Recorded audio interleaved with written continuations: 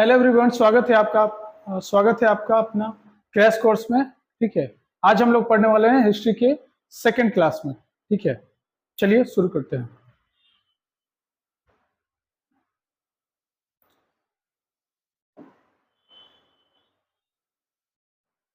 जितने सारे क्वेश्चन हैं सारे इंपॉर्टेंट हैं, जो कि आपके आगामी एग्जाम के लिए काफी महत्वपूर्ण है। ठीक है, जो भी दोस्त या जो भी भाई अभी तक नहीं पढ़ाई किए हुए हैं तो उनको घबराने की जरूरत नहीं है। ठीक है, हमारे क्रैश कोर्स के साथ जुड़ जाइए और वो भी अच्छे खासे नंबर ला सकते हैं। चलिए शुरू करते हैं। पहला जो क्वेश्चन है, एकलव्य कौन था? देखिए, एकलव्य कौन था? तो एकलव्य ऐसे महाभारत काल में उसकी जो चर्चा है वो जो गुरु थे, ठीक है, जो कि अर्जुन के भी गुरु थे, जिनका नाम क्या था? गुरु द्रोण या गुरु द्रोणाचार्य जी कहा जाता है। तो उन्होंने क्या किया था? वो कौरवों और पांडवों के गुरु थे, कुल गुरु थे। तो उन्होंने अर्जुन को ये वचन दिया था कि संसार में ना तुम्हारे जितना कोई धनुर्धर विद्या, मतलब धनु विद्या में तुमको कोई पीछे नहीं कर सकता, सर्वश्रेष्ठ धनुर्धर हम तुमको बनाएंगे। तो ये जो थे एकलव्य थे। ये एकलव्य जो है ना, वो गुरु द्रोणाचार्य के पास बोले कि आपको हम शिक्षक मानते हैं, आप हमको ना ये ये धनुष बाण की शिक्षा हमको दीजिए। उन्होंने साफ इनकार कर दिया, बोला कि ऐसा नहीं, हम अर्जुन को वचन दे चुके हैं और हम कौरव और पांडव के ना वो कुल गुरु हैं। ठीक है, राजघराने के गुरु हैं। ऐसे हम किसी को ये गुरु मतलब कि गुरु दक्षिणा मतलब कि आपको शिक्षा नहीं दे सकते हैं। बोला ठीक है, तो लेकिन हम तो आपको गुरु मान चुके हैं। तो उसने क्या किया कि उनकी मूर्ति बनाई गुरु द्रोणाचार्य की, और डेली उनकी मूर्ति को ना वो पूजा वगैरह करता था और डेली अभ्यास करता गया। ठीक है, और छुप छुप कर ये जो परीक्षण देते थे पांडवों और कौरवों को, वो देखता था और आकर फिर क्या करता था? अभ्यास करता था। वो वाकई में बहुत अच्छे धनुर्धर हो गया था। एक बार ऐसे ही की बात है, जंगल में निकले हुए थे, एक कुत्ता ने क्या किया कि जैसे ही एकलव्य को भौंक रहा था तो उसको डिस्टर्ब हो रही थी, तो उसने क्या किया, शब्द वेदी बाण जो होता है ना, बिना देख करके ऐसा उसको ना वो तीर से उसके बंद कर दिया, उसकी आवाज को बिना देखे हुए। तो अर्जुन भी चकित हो गया कि तो बहुत आगे की चीज है। फिर अर्जुन ने उसको लेकर वो उनके कुटिया में गया गुरु द्रोणाचार्य के, और गुरु द्रोणाचार्य ने क्या किया, से बोला कि देखिए गुरु जी, आप तो बोले कि आपको हम तुमको ना सर्वश्रेष्ठ धनुर्धर बनाएंगे, लेकिन ये कैसे हो? ये तो हमसे बहुत ज्यादा है, ये तो ज्ञान हमको दिए नहीं है आप, लेकिन ये तो सब जानता है। गुरु द्रोणाचार्य ने पूछा कि तुम कहाँ से सीखो? तो बोला कि गुरु जी, हम आपको ना गुरु मान चुके हैं, आपकी प्रतिमा को पूजा वगैरह करते हैं और डेली वगैरह अभ्यास करते हैं। तो उन्होंने बोला कि ठीक है, तुम हमको गुरु मान चुके हो, तो हमको गुरु दक्षिणा कुछ दोगे दोगे दोगे? तो उसने बोला कि ठीक है, क्या चाहिए बोलिए। उसने बोला कि आप ना क्या करो कि जो दाहिने हाथ का जो अंगूठा है वो हमको दे दो गुरु दक्षिणा के रूप में। तो उसने बिना सोचे समझे ही क्या किया, अपने दाएं हाथ का अंगूठा काट करके उनको दे दिया। इसलिए क्या होगा, हिस्ट्री में आज भी एकलव्य क्या है, अमर है। तो ये कहानी है। तो फिर देने के बाद क्या हुआ कि उसकी जो धनुर्विद्या है वो पीछे रहा। मान लो किसी का हाथ है, ये प्रत्यंचा चढ़ती है तीर से, अब ये अंगूठी ही नहीं रहा, अंगूठा ही नहीं रहेगा, तो धनुर्विद्या कैसे उसका सक्सेसफुल होगा? फिर बाद में वो कृष्ण भगवान का भी शिष्य बना और कुछ आध्यात्मिक वगैरह ज्ञान वगैरह लिया हुआ था। ठीक, और फिर बाद में जब युद्ध जब हो रही थी, तो युद्ध में वो कौरवों के पक्ष से था और जरासंध की तरफ से था, उसकी सेना से। तो श्री कृष्ण भगवान ने उनको क्या किया, मारा भी गया था। ठीक है, यही कहानी है उसके बारे में। ठीक है, आशा करते हैं कि आप लोग अब तो नहीं भूल सकते हैं, है ना जी। चलिए नेक्स्ट क्वेश्चन हम लोग देखते हैं।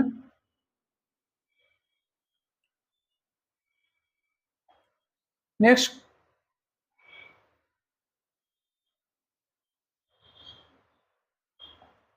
नेक्स्ट क्वेश्चन है, घटोत्कच कौन था?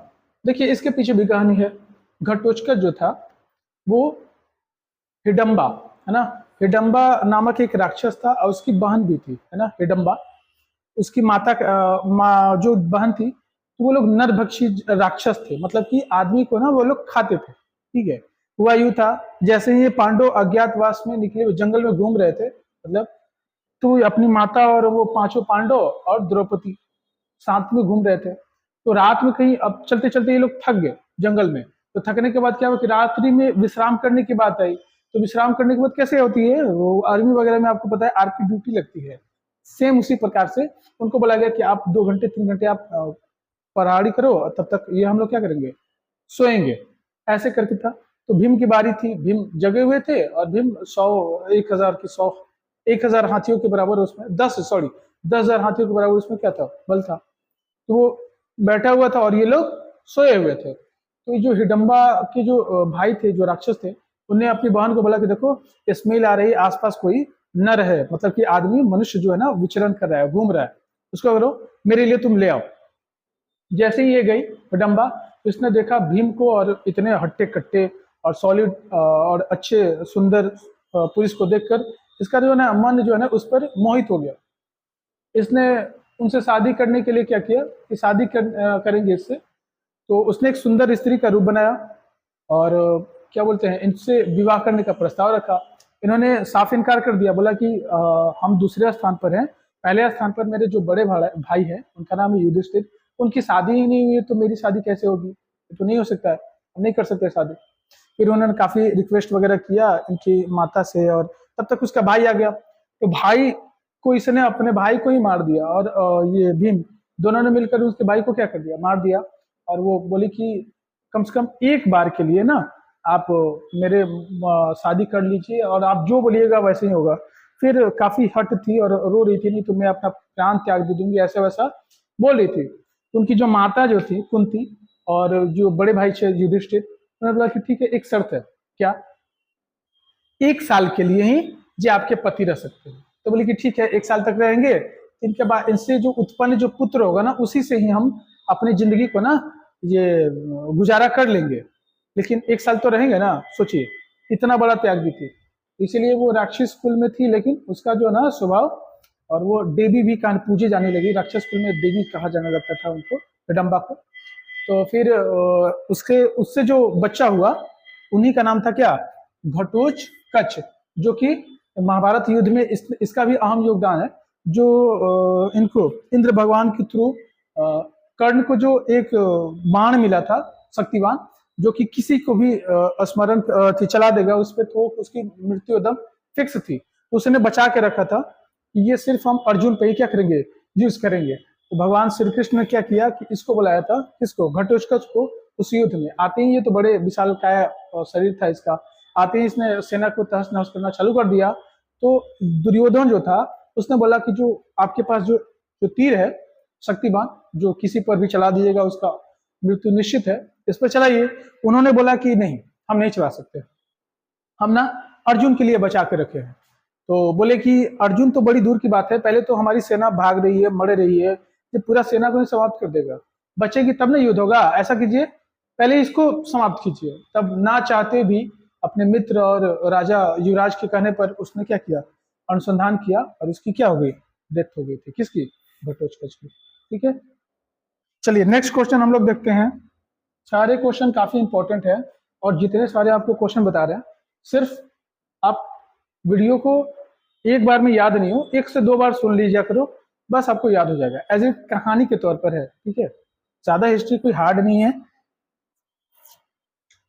देखिए नेक्स्ट क्वेश्चन है आपको, अश्वमेघ का अर्थ क्या होता है। एक यज्ञ हुआ करता था, ठीक है, अश्वमेघ, अश्व का अर्थ होता है घोड़ा और मेघ का अर्थ होता है बादल। वैसा घोड़ा जो बादलों की तरफ विचरण करे। जैसे बादल क्या होता है, आकाश में विचरण करते बिना कोई रोक टोक से, है ना। तो क्या होता था, जो राजा होते थे, जो अपने आप को मतलब कि अच्छे कुल, मतलब कि प्रतापी राजा होते थे, वो लोग क्या करते थे कि अश्वमेघ यज्ञ कराते थे। और उसमें क्या होता था, एक घोड़ा को ना उसके ऊपर मस्तक पर लिख दिया जाता था कि कोई भी आदमी ये मेरा घोड़ा है, मेरे राजा का नाम वगैरह लिखा रहता था, ये विचरण करेगा, ठीक है। अब इसको कोई आदमी रोक लेगा या बांध लेगा तो उसको युद्ध करना पड़ेगा उस राजा से, है ना।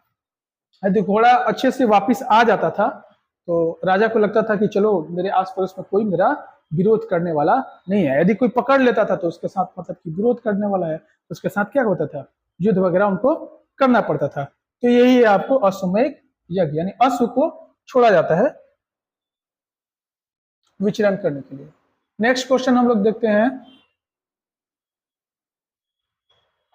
देखिए नेक्स्ट क्वेश्चन है आपको, प्राचीन शहर राजगीर के बारे में कुछ तथ्य उल्लेख करें। देखिए राजगीर जो है ना, इसको राजगिरी भी बोला जाता था। ठीक है, राजगिरी मतलब वैसा जगह जहाँ पे राजा रहते हो। ठीक है, उसी को बोला जाता था राजगिरी।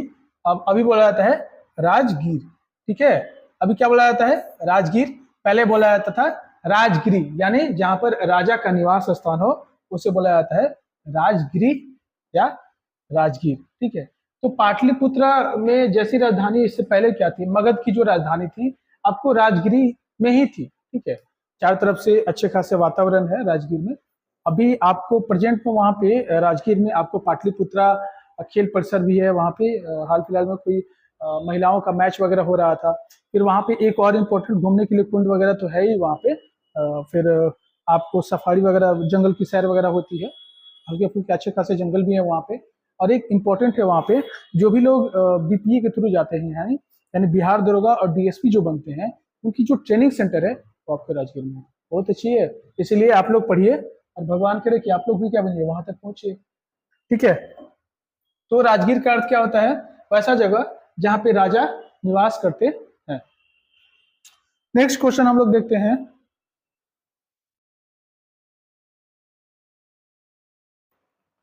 नेक्स्ट क्वेश्चन है आपको,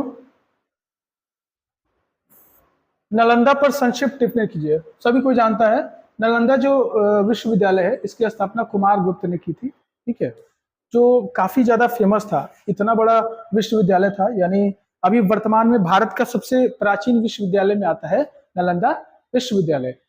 तो क्या हुआ था जब उस समय चलता था, ठीक है, तो उसमें लगभग है ना कितने 1500, सोचिए कितना बड़ा था, 1500 टीचर उसमें पढ़ाते थे। ठीक, और कितने सारे स्टूडेंट होंगे, और तो और छात्रावास की सुविधा थी, है ना। तो बहुत सारे बच्चे वहां पर पढ़ते थे। ऐसे ही सबका एडमिशन भी नहीं हो जाता था वहां से। और मतलब यहाँ पे नहीं, विदेश से भी लोग हैंडसैंग वगैरह जो हैं वो विदेश से आकर भी वहां पर क्या करते थे, पढ़ाई करते थे। यानी शिक्षा का अद्भुत केंद्र था अपना बिहार। देखिए अभी कैसी स्थिति हो गई है, लेकिन एक समय थी कि जो कि पूरे विदेश से लोग आते थे यहाँ पे पढ़ने के लिए। फिर से नालंदा यूनिवर्सिटी को फिर से रीओपन किया गया है, लेकिन अभी समय लगेगा। जो उस समय जो गौरव थी, काफी ज्यादा गौरव थी। ठीक है, तो 1500 उस समय टीचर हुआ करते थे। और आपको ये भी बता दें कि छात्रावास की सुविधा, वहां पे रह के लोग पढ़ता था। शस्त्र बौद्ध धर्म की भी अच्छे खासा वहां पे पढ़ाई लिखाई होती थी। और जो भी मान लो कि यूनिवर्सिटी को चलाना है तो पैसे रुपए चाहिए, तो उसके लिए राजा ने क्या कर दिया था कि 200 गांव, कितने 200 गांव को दान में दे दिया था। जो 200 गांव से जो भी टैक्स रेवेन्यू जो भी आएगा उससे क्या होगा, ये यूनिवर्सिटी चलेगी। और उसमें क्या होता था कि बहुत जैसे कैसे अभी आपका दिल्ली यूनिवर्सिटी है, फिर से इलाहाबाद यूनिवर्सिटी है ना, सेंट्रल लेवल की। बिहार में अपना पटना यूनिवर्सिटी काफी ज्यादा पॉपुलर और अच्छे माना जाता है। तो उसी तरह से नालंदा यूनिवर्सिटी पूरा आस पड़ोस में काफी टॉप यूनिवर्सिटी हुआ करता था।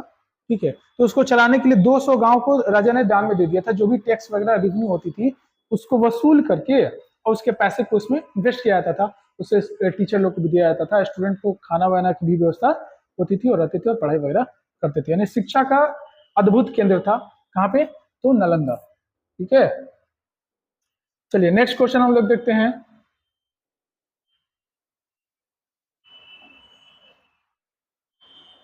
नेक्स्ट क्वेश्चन है, मौर्यकालीन इतिहास के प्रमुख स्रोत का संक्षिप्त विवरण दे।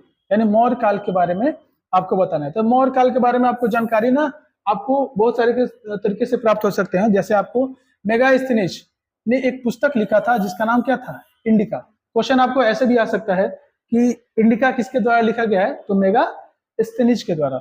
इसमें उन्होंने बताया है कि मौर्य काल का इतिहास कैसा था, उसमें शासन तंत्र कैसे वगैरह चलता था, इसके बारे में उनकी चर्चा की है।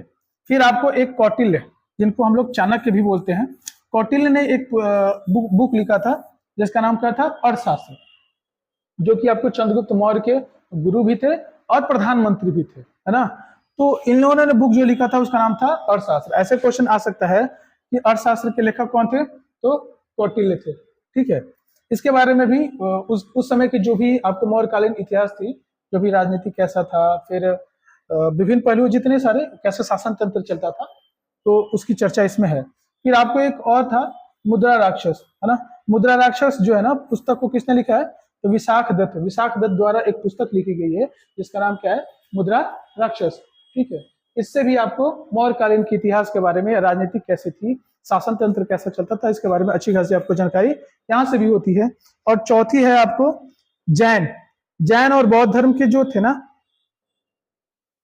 जैन धर्म और बौद्ध धर्म के जो साहित्य हैं उसमें भी इसकी चर्चा की गई है कि कैसे वगैरह समाज में कैसी स्थिति थी, राजनीतिक वगैरह सब कुछ इसकी चर्चा इसमें भी की गई है। और पांचवी जो आपको प्राप्त करने वाली जो है, अशोक के द्वारा जो शिला स्तंभ बनाया गया है, यानी जो पत्थर पर खुदवाया गया है, उसमें भी मौर्यकाल के राजनीतिक और इतिहास के बारे में अच्छी खासी जानकारी आपको मिलती है।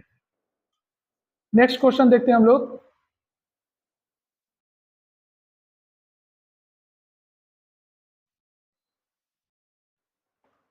देखिए बाबू, नेक्स्ट क्वेश्चन है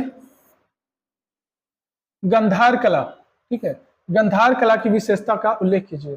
देखिए, गंधार जो कला है ये आपको मूर्ति वगैरह जो बनती है ना उससे रिलेटेड है। ठीक है, जैसे आप बौद्ध गौतम बुद्ध का मूर्ति वगैरह देखें। देखिए, बौद्ध धर्म आगे चल करके दो भागों में बट गई थी, यानी दो हिस्सों में बट गई थी। एक को बोला जाता है हीनयान और दूसरे को बोला जाता था महायान। तो हीनयान की जो प्रथा थी, है ना, तो उन लोगों का ही देन था ये आपको गंधार कला। गंधार कला में क्या होता था, जो मूर्ति वगैरह बनती थी, है ना, उसी कला शैली में बनती थी। ठीक है, देखिए, जो कि मानव द्वारा बनाई जाती थी और मूर्तियों का अलंकृत था, जो कि आपको जो है ये भारत के पश्चिमोत्तर क्षेत्र में ज्यादातर गंधार कला की मूर्तियां वगैरह स्थापित है। ठीक है, जो कि कहाँ से लिया गया था, जिसको यूनानी कला शैली भी कहा जाता है। नेक्स्ट क्वेश्चन हम लोग देखते हैं। नेक्स्ट क्वेश्चन है गुप्त कौन थे और गुप्त वंश के संस्थापक कौन थे। तो देखिए, गुप्त के बारे में इतिहासकार बहुत सारे का अलग अलग मत है। कोई मानता है कि वो ब्राह्मण थे, कोई मानता है कि वो क्षत्रिय थे, कोई मानता है कि वो वैश्य थे। बहुत सारे इतिहासकार मानते थे कि क्षुद्र भी उनको शूद्र भी बोलते थे। ठीक है, लेकिन अब देखिए, तो मतलब कंफर्म रूप से आपको सटीक रूप से ये नहीं पता चला है कि गुप्त जो थे वास्तव में थे क्या, ऐसा कंफर्म रूप से पता नहीं चलता है। बहुत सारे विद्वान और बहुत सारे इतिहासकार अलग अलग अपना मत प्रस्तुत करते हैं। ठीक है, और गुप्त वंश के संस्थापक जो थे वो कौन थे, श्रीगुप्त थे। कौन थे, श्रीगुप्त। नेक्स्ट क्वेश्चन हम लोग देखते हैं।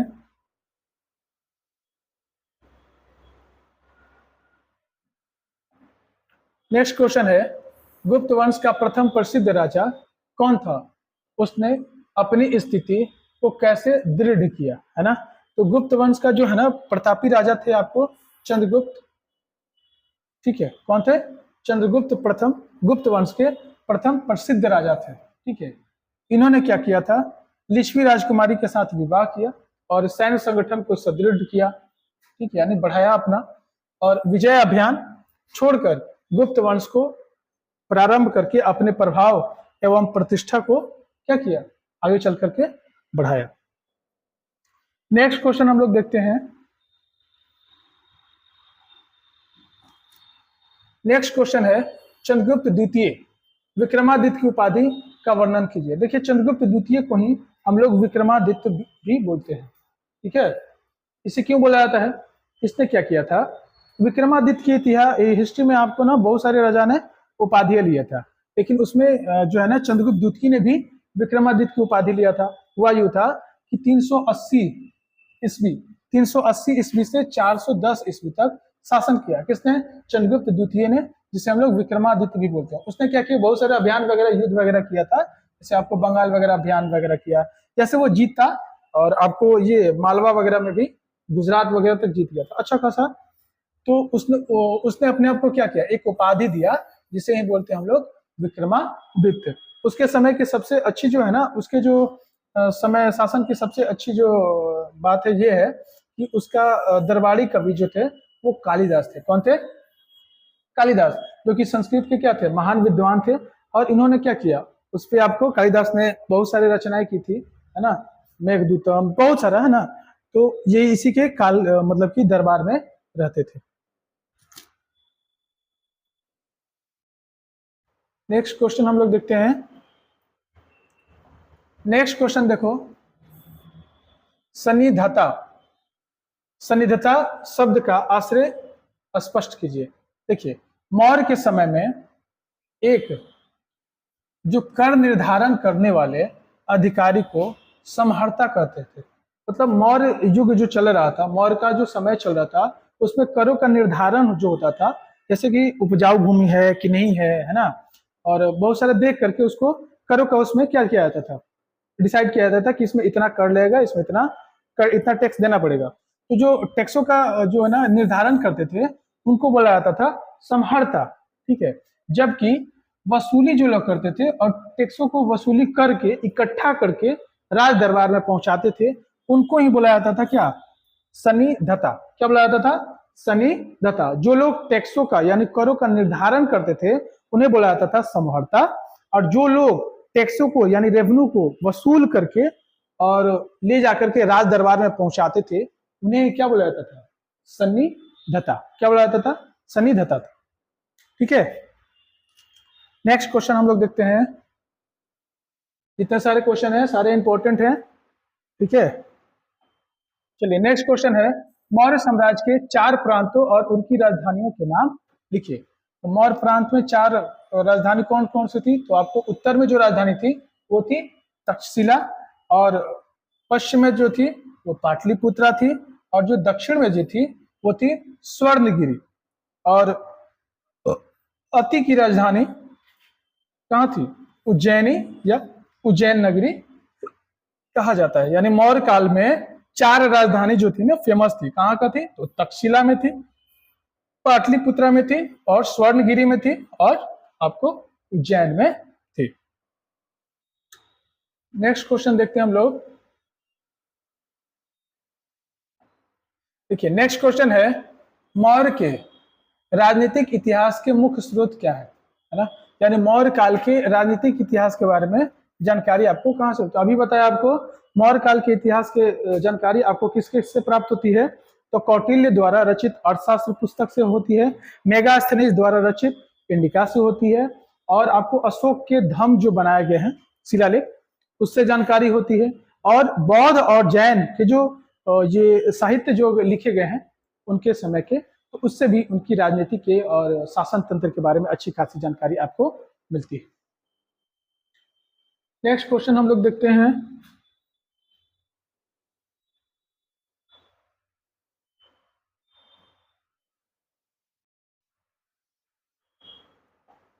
नेक्स्ट क्वेश्चन है, मौर्य प्रशासन की जानकारी दे। यानी मौर्य के प्रशासन के बारे में आपको जानकारी देना है। तो मौर्य प्रशासन अत्यंत ही उच्च कोटि का था। यानी मौर्य का जो शासन प्रशासन था वो क्या था? उच्च कोटि का था, यानी अच्छा था। राजा सर्वोपरि होता था। ठीक है। राजा का मंत्री को आमत्य कहलाता था। यानी राजा के जो मंत्री होते थे उन्हें क्या कहला जाता था? आमत्य। ठीक है। माया जो है शासकों के कठोर दंड का प्रावधान कर समाज को भय मुक्त करता था। यानी जो भी मौर्य काल में जो दंड थे वो क्या थे? कठोर हुआ करते थे। राजा जब निकलते थे तो राजा को चारों तरफ से जो स्त्रियां होती थी, जो हथियारबंद स्त्रियां यानी औरत घूमती थी, और जो बड़े बड़े जो आदमी हैं जो हष्ट कट्टे थे पुरुष, वो क्या कर लेते थे? पेड़ उखाड़ के अपने साथ लेके चलते थे। सोचो, पेड़ों को लेकर चलते थे, और पेड़ के ऊपर क्या होते थे? जो प्रशिक्षित तोते जो होते थे वो बैठे थे। मतलब कि राजा कहीं मतलब कि घूमने निकले या अपने जनता से संवाद वगैरह घूमने के वगैरह निकले राज में, तो उनके पीछे क्या होता था? चारों तरफ से राजा हथियारबंद स्त्रियों से घिरे रहते थे, और दूसरी लेयर में जो सुरक्षा होती थी वो हष्टे खट्टे पुरुष होते थे, और उनके कंधे पर आपको पेड़ लेके चलता था, और पेड़ पे प्रशिक्षित तोता हुआ करता था। यानी और इसके बाद सैनिक हुआ था। 3-4 लेयर में उनकी सुरक्षा हुआ करती थी। नेक्स्ट क्वेश्चन देखते हैं हम लोग। सोचिए कितना लेयर में? 3-4 लेयर में सुरक्षा होती थी। नेक्स्ट क्वेश्चन है, मौर्य शासकों के द्वारा किए गए आर्थिक प्रयास का वर्णन किया। कि मौर्य के शासन के समय में आर्थिक प्रयास कैसे कैसे किया जा रहा था। तो देखिए, कौटिल्य ने कृषकों, शिल्पकारियों ने जो मूर्ति बनाते हैं, है ना, और व्यापारियों से वसूल किए बहुत करों का उल्लेख है। बहुत सारे करों का क्या है? उल्लेख है कि मतलब कि किसान से कितना लेना है, और जो शिल्पकार है उनसे कितना लेना है, फिर जो आपका ये व्यापारी लोग हैं उनसे कितना लेना है। सबसे वो लोग अपना वो डिसाइड यानी खाका बना करके रेडी रखे हुए थे। यानी करों का निर्धारण ऐसे हुआ करता था, और काफी जो है ना शासन जो है ना काफी संयोजित रूप से चलती थी, यानी एक बाई एक करके काफी अच्छे से तरह से चलती थी। ठीक है, नेक्स्ट क्वेश्चन हम लोग देखते हैं।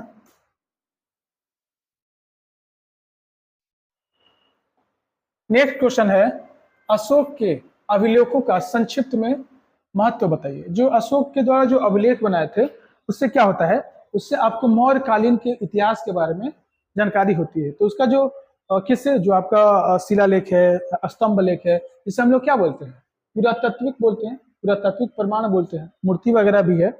तो उस पे खुदवाए हुए अशोक के द्वारा ब्राह्मी लिपि में या खरुष्टी लिपि में जो भी लिपि है उस पे लिखा गया है। तो उसमें उससे पता ये चलता है आपको कि मतलब कि जैसे कि पहला स्तंभ लेख में बताया गया है कि उसने बताया कि पशु बलि की निंदा की, यानी जो भी आप लोग पूजा प्रधान वगैरह करते हैं तो उसमें पशुओं की जो बलि देते हैं वो गलत बात है, उसको नहीं देना चाहिए। जैसे ही अशोक भी क्या हुआ करता था, काफी प्रतापी राजा था और मतलब क्रूर टाइप के था।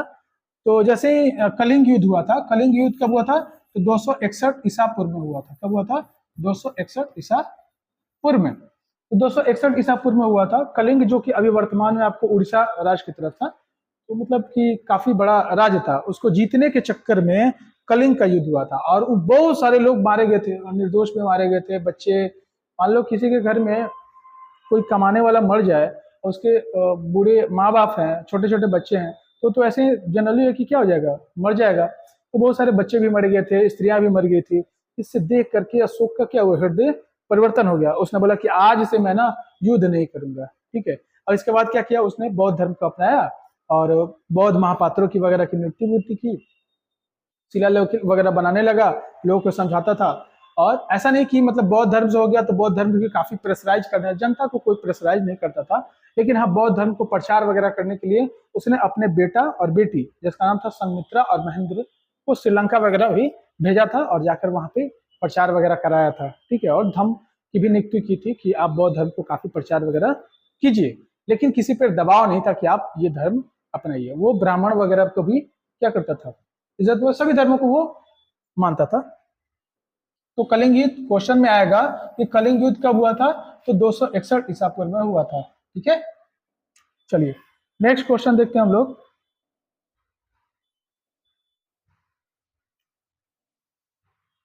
देखिए नेक्स्ट जो क्वेश्चन है, धर्म प्रवर्तिका का अर्थ क्या है ना। तो धर्म प्रवर्तिका का अर्थ है धर्म फैलाने वाला अथवा धर्म का प्रचार करने वाला। ठीक है, धर्म प्रवर्तिका का अर्थ क्या है, तो धर्म प्रचार करने वाला या धर्म को फैलाने वाले को बोलते हैं धर्म प्रवर्तिका। ठीक है, देखिए एज भी बताया तो आपको, कलिंग युद्ध कब हुआ था, तो 261 ईसा पूर्व में हुआ था। जैसे ही 261 ईसा पूर्व में कलिंग युद्ध हुआ, इसमें बहुत सारे निर्दोष, जीत तो गया अशोक ने, लेकिन बहुत सारे निर्दोष क्या हो गए थे, मारे गए थे। इसके बाद उसने बोला कि आज से युद्ध वगैरह शस्त्रों का क्या कर देते हैं, त्याग कर देते हैं। और उसने क्या किया, धर्म महापात्रों की नियुक्ति वगैरह की और बौद्ध धर्म भी हो गया और बौद्ध धर्म को काफी ज्यादा फैलाने और प्रचार वगैरह भी करने लगा। नेक्स्ट क्वेश्चन देखते हैं हम लोग। नेक्स्ट क्वेश्चन है, मौर्योत्तर युग में भारत से किन किन वस्तुओं का निर्यात होता था। जो मौर्य काल थे, मौर्य काल के समय में भारत से किन किन वस्तुओं का निर्यात होता था। तो ठीक है, भारत से क्या होते थे, तो मसाले, है ना। आज भी सबसे ज्यादा जो है ना मसाले इंडिया से एक्सपोर्ट ही होते हैं, दूसरे देश में क्या होते हैं, बेचे जाते हैं। यानी मसाला यहाँ से उस समय भी जाता था। ठीक है, इसके अलावा क्या आता था, तो मलमल, जो मलमल जो है ना यहाँ से जाता था, मोती, रत्न, हाथी का दांत, है ना, ये सब कहाँ जाता था, और माणिक्य भी जाता था विदेशों में। और लोहे की बर्तन रोमन साम्राज्य को भेजा जाता था। और भी क्या जाता था, लोहे की जो बर्तन हुआ करती थी वो भी यहाँ से रोम की तरफ सोचिए जाता था। इसीलिए ना इंडिया काफी आगे था, सोने की चिड़िया कहा जाता था। यानी बिजनेस व्यापार काफी समय से ही हो रहा है इंडिया में। नेक्स्ट क्वेश्चन हम लोग देखते हैं। नेक्स्ट क्वेश्चन है आपको, मौर्य साम्राज्य का उदय कब और किसके द्वारा किया गया। ठीक है, तो मौर्य साम्राज्य का उदय है ना कब हुआ था, तो जैसे ही एक घनानंद शासक थे, उनकी जैसे ही मृत्यु हुई, उनको किसने मारा? तो चंद्रगुप्त मौर्य ने उनकी क्या कर दी? मृत्यु मतलब कि मार दिया।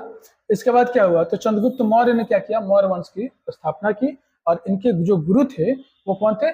चाणक्य थे। ठीक है, हुआ यूं था कि सिकंदर ने पूरा वर्ल्ड को जीतने के लिए चल दिया था। तो जो चाणक्य थे ये गए घनानंद के पास, जो राजा थे, उनको बताया कि ऐसा है, सिकंदर पूरा विश्व को जीतने का अभियान लेकर चल दिया है, और वैसे आपके बॉर्डर के पास आने ही वाला है, इसलिए आप क्या कीजिए, अभी से अपनी सेना को, विशाल सेना, अभी से रेडी हो जाइए। वो जो राजा थे, जो घनानंद थे, वो दिन भर मदिरा वगैरह में डूबे हुए रहता था, उसको मतलब नहीं था। उसने क्या किया? इनको बेइज्जती कर दिया, और बेइज्जती करके धक्का देकर भगा दिया वहां से। तो वहीं पर उन्होंने क्या किया? अपने प्रतिज्ञा लिया कि ये अपनी शिखा जो है ना, वो चोटी को तब तक नहीं बांधूंगा जब तक तुम्हारी मृत्यु न हो जाए। ठीक है। और उसके बाद चंद्रगुप्त मौर्य को खोजे, लेके गए, और इनको शिक्षण वगैरह किया, सब कुछ सिखाया उखाया, हथियार वगैरह, पढ़ाई लिखाई सब कुछ कराया। और फिर बाद में चंद्रगुप्त मौर्य ने जैसे उनकी मार दिया उसको, राजा हो गया। फिर चंद्रगुप्त मौर्य ने भी उनको, यानी गुरु जी को क्या बनाया? प्रधानमंत्री बनाया। और जैसे जैसा वो सलाह देते थे वो फॉलो करता था। नेक्स्ट क्वेश्चन हम लोग देखते हैं। चलिए, नेक्स्ट क्वेश्चन है, मौर्य साम्राज्य के विस्तार की विवेचना कीजिए। तो देखिए, मौर्य साम्राज्य ना कैसे विस्तार हुआ? तो देखिए, चंद्रगुप्त जो मौर्य था, ठीक है, वो राजा जैसे ही बना, तो आपको उस तरफ जो सिकंदर के जो सेनापति, जैसे सिकंदर की मृत्यु हुई, तो वहां के जो राजा हो गए, उसके सेनापति, इनका नाम क्या था? सेनापति। ठीक है, उसने क्या किया कि युद्ध कर दिया। किसके साथ? सोचा कि चंद्रगुप्त मौर्य कुछ नहीं है, इसको हरा देंगे। और युद्ध में क्या हुआ कि वो बुरी तरह से हार गया। ठीक है। और हारने के बाद वो अपनी इज्जत बचाने के लिए वहां से भाग गया। ठीक। और भागने के बाद उसको लगा कि अब तो बंदी उंदी हो गया। उसने बोला कि ऐसा करते हैं, हम दोनों आदमी एक संबंध में जुड़ जाते हैं। संबंध में कैसे जुड़िएगा? पहले के जमाना में हुआ करता था, पहले क्या होता था, मान लो किसी से युद्ध वगैरह करना है या युद्ध नहीं करना है, तो देखता था कि भाई मेरे घर में भाई भतीजा या बेटा बेटी जो है, उसके यहाँ शादी कर लेंगे, संबंधी बन जाएंगे, युद्ध नहीं होगा। तो जो सेल्यूकस निकोलसस था, उसने क्या किया? अपनी बेटी का शादी करा दिया। किससे? चंद्रगुप्त मौर्य से। हालांकि अब तो आप मेरे क्या हो गए? दामाद हो गए, अब आप हमसे थोड़ा युद्ध कीजिएगा। ठीक। तो जैसे ही शादी वगैरह हो गई उनसे, तो दहेज के रूप में आपको अभी प्रेजेंट में जो अफगानिस्तान है, अफगानिस्तान के बहुत सारे क्षेत्र हैं, जो ये कंधार वगैरह है ना, कंधार वगैरह उस सब का जो है इलाका, उसको दहेज के रूप में इनको मिला था। सोचिए, यानी दहेज की जो प्रथा है, आज नहीं, उस समय से ही चले आ रही है, और बिहारी इसमें पीछे नहीं रखते हैं। तो मतलब कि दहेज के रूप में आपको अफगानिस्तान के कंधार वगैरह इलाका जो है, किसको मिला था? तो चंद्रगुप्त मौर्य को मिला था। जैसे ही इनकी शादी हुई, फिर लेकिन जो इनके जो गुरु थे, जो आपको क्या नाम था, कौटिल्य या चाणक्य, इन्होंने बोला कि ठीक है, सब कुछ किया जाए, लेकिन ये कभी ना भविष्य में रानी नहीं बन सकती है। यानी किसी राजा की डेथ वगैरह हो जाएगी तो रानी का दर्जा, ये शासन को नहीं चला सकते, क्योंकि ये विदेशी है। सोचिए, उस समय से ही ये चला आ रहा है, देख ही रहे हैं। नेक्स्ट क्वेश्चन हम लोग देखते हैं। नेक्स्ट क्वेश्चन है, सेल्यूकस के साथ चंद्रगुप्त मौर्य के संघर्ष की चर्चा दी। तभी बताया आपको, सेल्यूकस निकोटस किसका सेनापति था? तो सिकंदर का सेनापति था। सिकंदर की मृत्यु के बाद इसने क्या किया? राजा हो गया, और राजा होने के बाद चंद्रगुप्त मौर्य के साथ युद्ध कर लिया, युद्ध में हार गया। और हारने के बाद क्या करे बेचारा, उसने क्या किया? अपने बेटी का क्या किया? चंद्रगुप्त मौर्य के साथ शादी करा दिया। अच्छा, संबंध बन गया। चंद्रगुप्त मौर्य ने बदले में क्या किया? सेल्यूकस को 500 हाथी भेंट किया। तो पहले क्या हुआ करता था, जो भी आपके यहाँ पे राजा हुआ करते थे, ठीक है, जो यहाँ पर हाथियों का दौर ज्यादा हुआ करता था, यानी जो भी यहाँ पे राजा होते थे, उनके पास हाथी भी अच्छी खासा में हुआ करते थे। सोचिए, 500 हाथी ना वो भेंट के रूप में अपने ससुर जी को दे दिए थे। उन्होंने भी भाई बताया, काबुल, कंधार और बलूचिस्तान वाला जो इलाका है, 4 प्रांत, वो अफगानिस्तान का, उसको दहेज के रूप में इनको मिला था। नेक्स्ट क्वेश्चन देखते हैं हम लोग। चंद्रगुप्त मौर्य की 4 सफल विजय कौन कौन सी थी? तो पंजाब विजय, बहुत सारे युद्ध किया था, उसमें 4 इंपॉर्टेंट है आपको। पंजाब विजय, ठीक है, सिकंदर की मृत्यु के पश्चात हुई थी। और दूसरा है आपको मगध का विजय, यानी मगध पे भी जीता था, ठीक है। और तीसरा है बंगाल का विजय, और चौथा है दक्षिण भारत पर विजय। यानी 4 उसकी जो विजय यात्रा थी काफी इंपॉर्टेंट थी। पंजाब विजय यात्रा सिकंदर की मृत्यु के पश्चात हुई थी, उसमें जीता था। और आपको मगध का विजय, यानी चंद्रगुप्त मौर्य ने कौटिल्य जो अपने गुरु थे इनके लिए अंतिम जो राजा थे घनानंद को क्या कर दिया था, मार दिया था, यानी मगध पर क्या किया, विजय हो गया। और आपको तीसरा जो विजय था वो चंद्रगुप्त मौर्य के पूर्वी बंगाल को जीतकर किया हुआ था, और दक्षिण भारत पर भी विजय पताका फहराया था। सोच सकते हैं मगध यानी यहाँ से लेकर के आपको पूरे अफगानिस्तान वगैरह ये सब पूरा इलाका यहाँ पे था, इतना बड़ा इसका राजा था, इस इतना बड़ा एरिया में राज करता था। सोचिए अब मुगल का तो बातें छोड़िए, इतना बड़ा ये सब राजा उस समय यदि होता जब आपको बाबर और ये सब अकबर उकबर आया था, तो कहाँ ये सब कांख में दबैले ले चल जाता, ठीक है। ये छोटा नहीं था, ये बहुत बड़ा इलाका का राजा हुआ करता था। ये हुआ, अशोक हुआ, ये सब उस समय राजा ही नहीं हुआ था, ठीक है। लोग बोलता है कि बाबर, हुमायूं, अकबर ये महान थे, ऐसा वैसा, ठीक है। सोच सकते हैं कि चंद्रगुप्त मौर्य और ये आपको इसके बारे में बताया था आपको, शिलालेख था, चंद्रगुप्त मौर्य हो गया, ये सब समुद्रगुप्त हो गया, ये सब जो है ना प्रतापी राजा हुआ करता था, इसके सबका बड़ा एरिया हुआ करता। अशोक हो गया, सॉरी अशोक के बारे में भूल रहे थे, सम्राट अशोक, जो कि इसका जो एरिया हुआ करता था बहुत बड़ा हुआ करता था। उस समय यदि ये सब आता था, ये सब कांख में दबा के ले चल लेता। नेक्स्ट क्वेश्चन देखते हैं हम लोग। चलिए नेक्स्ट क्वेश्चन है आपको, अशोक के अभिलेख किन किन भाषाओं व लिपियों में लिखे जाते थे, उनके विषय में क्या थे। यानी अशोक के जो लिखा जाता था स्तंभ लेख या शिलालेख, है ना, तो कौन कौन सी भाषा में लिखा जाता था, तो आपको पाली भाषा में लिखा जाता था, बहुत सारे भाषा में लिखा जाता था, प्राकृत भाषा में लिखा जाता था, ब्रोही लिपि में लिखा जाता है, फिर खरोष्ठी लिपि में लिखा जाता था, बहुत सारी लिपियों में उसके बारे में लिखा जाता था, ठीक है। इन अभिलेखों को सम्राट अशोक के आदेश पर अंकित किया। ये नहीं कि अपने मन से जो मन तो कुछ भी लिखा दे, नहीं, जब तक राजा का अलाउ नहीं हुआ, राजा जब तक आज्ञा करता था और उसी हिसाब से जो हिसाब से राजा बोलता था उसी को खुदवा दिया जाता था, ठीक है, यानी उसी को अंकित कराया जाता था। नेक्स्ट क्वेश्चन देखते हैं हम लोग। नेक्स्ट क्वेश्चन है अशोक के धम्म पर टिप्पणी लिखे। धम्म का जो देखिए धम्म क्या होता था, तो धम्म जो है ना संस्कृत भाषा का शब्द है। धम्म का अर्थ होता है धर्म, क्या होता है, धर्म, जो कि प्राकृतिक स्वरूप है। अशोक ने इसका प्रयोग विस्तार अर्थ में किया था, ठीक है। इस विषय में विद्वानों में काफी मतभेद भी है ना, तो बोलता है लोग कि बौद्ध धर्म को ही फैला हुआ था ऐसे वैसे, लेकिन यही है कि उसने क्या किया था कि वो जैसे वो बौद्ध धर्म से जुड़ा, बौद्ध धर्म को अपनाया, उसने क्या किया, धर्म महापात्रों की नियुक्ति की, और बौद्ध धर्म से जुड़ने के बाद धर्म के प्रचार वगैरह भी, बौद्ध धर्म की प्रचार भी किया और खुद भी बौद्ध धर्म को अपनाया हुआ था, ठीक है। नेक्स्ट क्वेश्चन देखते हैं हम लोग।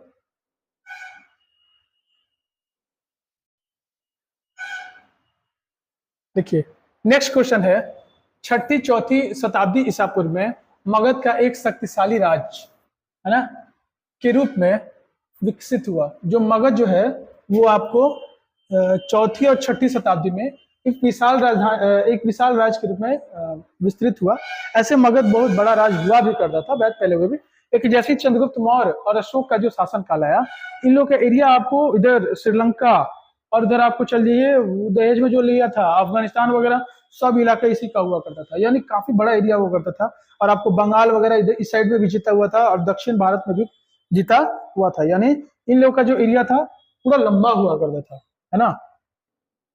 और जो शासन तंत्र थे वो काफी ज्यादा कुशल थे, यानी अच्छे तरीके से चलते भी थे, बड़ा एरिया भी हुआ करता था और शासन तंत्र अच्छी तरह से चलते भी थे आपको।